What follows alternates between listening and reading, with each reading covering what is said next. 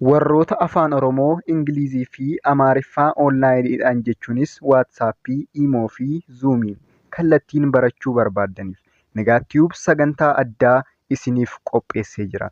Warroonni jalqaba irraa kaastanii yookaan dubbisarraa kaastanii akkasumas sadarkaa adda addaa irra jiraattan barumsa kamiyyuu barachuu barbaaddan kafaltii giddugaleessa ta'een eegallee jirra.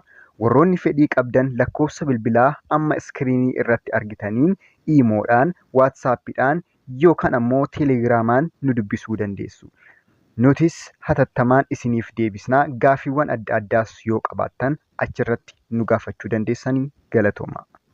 Nagaa akkam jirtan hordoftoota Nagaatiyuubii baga deebitanii gara chaanaalii keenyaa nagaadhaan dhuftanii har'allee barumsa afaan Ingiliffaatiin walitti deebinee jira. Maalinni har'ammoo kan barannu manner adverbs yookaan adverbs of manner kan jedhu jechuudha. Maalidhaa? Gochibsa akkaataa yookaan akkaataa ibsan jechuudha. Gochibsawwan akkaataa ibsan. Kanniin maaliif fayyadamnaa jettanii yoo nu gaafattan fakkeenyaaf maalidhaa fi akkamiin gaaffiiwwan jedhaniif deebii kan kenninu jechuudha. Kanaaf akkaataa jenneen jechuudha.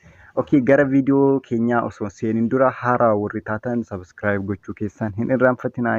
Sabiskiraayib gootanii mallattoo bilbilaa san tuquudhaan ol kan jedhu irra gootan viidiyoo nuti yeroo hundaa gadhiisnu isin bira gahaa jechuudha. Akkasumas warroonni onlaayinii iimoodhaan barachuu barbaaddan ammoo nu dubbisuu dandeessanii. Kanaaf ammammoo gara barumsa keenyaa deemna jechuudha. Maalidhaa? Manner adverbs yookaan adverbs of manner. Amma kan barannu har'a maalidha jechuudha? Waa'ee giraamariiti jechuudha. Kanaafuu gaaffii akkamitti jedhuuf deebii nuuf kenna jechuudha. Amma asirratti how jedhamtanii yoo gaafatamtan yookaan akkamitti yookaan ammoo akkamiin jedhamtanii yoo gaafatamtan kan deebistan jechuudha.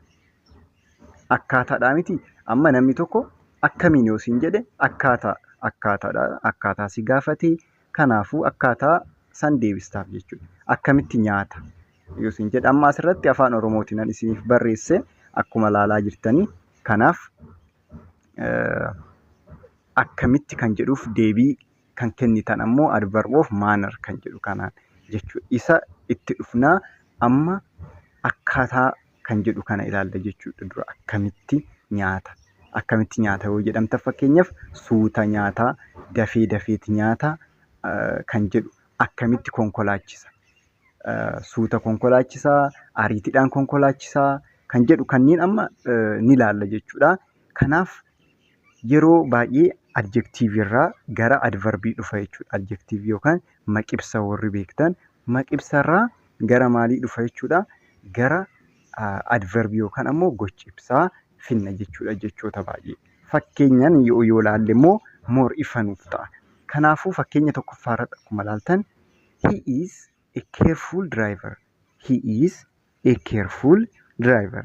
Inni konkolaachisaa qalbeeffataadha yookaan qalbiidhaan konkolaachisa jechuudha amma asirratti. Careful yoo jenne amma nama qalbiidhaan hojjetu tokko miti. Careful. Careful jechuun qalbeeffannaadhaan jechuudha. Careful. Amma he is a careful driver. Inni qalbiidhaan yookaan qalbeeffateet maal godha? Konkolaachisa. Kan jedhu amma afaan Amaariffaatiin isa xinaqaaqee jennuun jechuudha. Careful jechuun warra afaan kuuwwanillee barachaa warra jirtaniif akkasiin fayyaduuf jechuudha. Amma immoo maalinni adjektiivii kana immoo gara adverbii jijjiiruuf maal itti daballa jechuudha? Ly kana itti daballa jechuudha. Maanarii keessatti adverb of maanarii keessatti kana itti daballa jechuudha. He drives carefully. Amma akkamitti akka jijjiirame argitanii miti? He drives carefully. Akkamiin konkolaachisa? Inni konkolaachisa. Akkamiin konkolaachisa? Qalbiidhaan yookaan qalbeeffatee yookaan baxinaqaaqee afaan Amaariffaatiin he drives carefully kan jedhu kun እሱ በጥንቃቄ ያሽከረክራል kan jedhu bakka bu'a. Yookaan ammoo afaan Oromootiin inni qalbiidhaan konkolaachisa. Akkamiin konkolaachisa? Qalbiidhaan konkolaachisa. Maanarii isaa yookaan ammoo akkaataa isaa amma kanaan ibsuu dandeenya jechuudha. Karaa kanaan ibsuu dandeenya jechuudha. Okay, fakkeenyi lammaffaa immoo he speaks slowly. Amma immoo akkamiin haasa'a? He speaks slowly. Inni suuta haasa'a. Slow kan jedhu irraa amma ly itti daballeetoo kan maal goone jechuudha? Adverb of manner. Manner yoo goonu yeroo baay'ee adverb of manner yoo goonu maal itti daballa jechuudha? Ly itti daballa jechuudha. He speaks slowly. He speaks slowly jenna jechuudha. Maal jechuudha? Inni suuta haasa'a. He speaks slowly. Inni suuta haasa'a jechuudha. Kan itti aanu immoo she spoke to me angrily. She spoke to me angrily. Kun amma immoo angry jechuun aariidhaa miti. Angrily yoo jenne immoo aariidhaan jechuudha. Aariidhaan natti dubbatte. Isheen aariidhaan natti dubbatte. She spoke to me angrily. She spoke to me angrily jenne jechuudha. Amma fakkeenyawwan hedduu kanan isiniif qopheessanii jiranii amma isa laalla. Fakkeenyaaf he speaks slowly yoo jenne kanuma duraatti irratti illee arginee turre. He speaks slowly. Inni suuta haasa'a. Maybe amma barattoonni afaan Oromoo baratanillee ni jiranii. Kanaafan afaan Oromoo illee dubbadhu suuta jedha jechuudha. He speaks slowly. Inni suuta dubbata. Inni suuta dubbata. Slowly. Suuta. Speaks. Dubbata. He jechuun inni jechuudha. Okay. Kan itti aanu immoo he explained it clearly. He explained it clearly. He explained it clearly. Inni ifaan ifatti ibsa kan jedhu bakka bu'a jechuudha. Kun ammoo explain jechuun maal jechuudha? Ibsuu jechuudha. Clear jechuun ammoo clearly yoo jenne immoo ifaan ifatti yookaan ifa godhee jechuudha. Akka namaa galutti ibsa jechuudha. Inni biraa immoo he is frank. He is frank. He is frank jechuun maal jechuudha?